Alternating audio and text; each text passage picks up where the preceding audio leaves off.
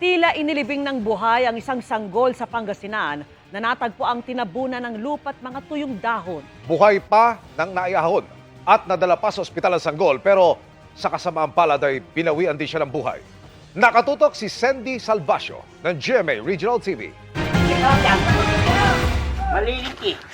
Naalarma ang mga residente ng Barangay San Libo, Bayambang, Pangasinan umaga nitong Martes nang may mapansin silang kakaiba sa tumpok ng mga tuyong dahon sa isang farm. Nang siyasatin, bumungad ang isa palang sanggol. Anak ko. Agi. Dawan. Magano anak ko.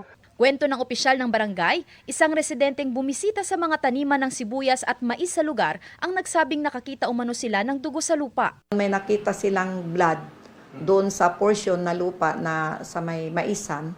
Siyempre, nagtaka din at parang naalarma yung may-ari. Agad daw nila itong ipinaalam sa ibang residente at sa mga taga-barangay. Sinundan nila ang bakas ng dugo hanggang makarating sa puno ng mangga at doon na nakita ang sanggol. Ang residenteng si Dani ang mismong nag-ahon sa sanggol mula sa hukay. Nan inalsak, inikal-ikal kura may dalin, yun ulang to, tanja sungo to, isang kunatan impay ibatik. Buhay pa raw ito ng may ahon pero nangingitim na ang labi. Puno rin ito ng lupa pati ang kanyang ilong. Nadala pa sa ospital ang sanggol pero kalaunay nasawi rin.